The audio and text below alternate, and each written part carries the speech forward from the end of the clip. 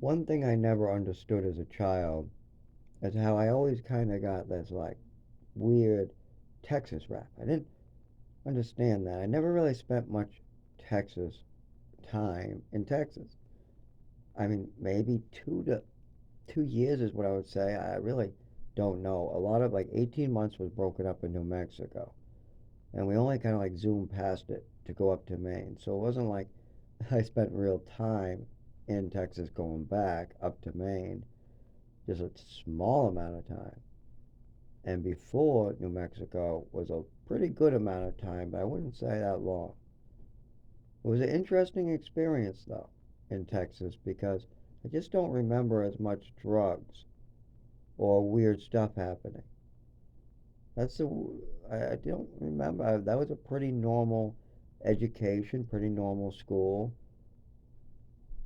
I mean, me making a slip and slide was absolutely weird, but kids do stuff like that.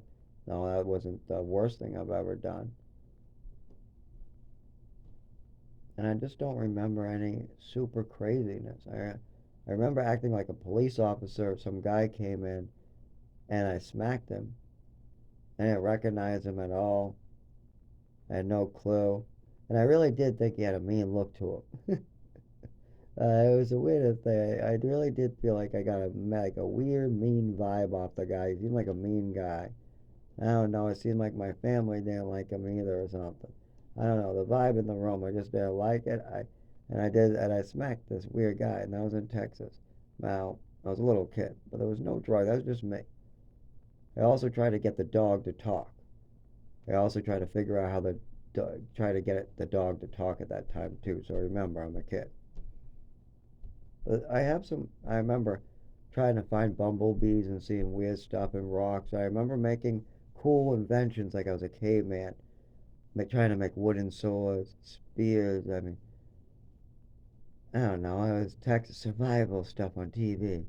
I'm gonna go survive in this hot environment and go explore all these cactuses.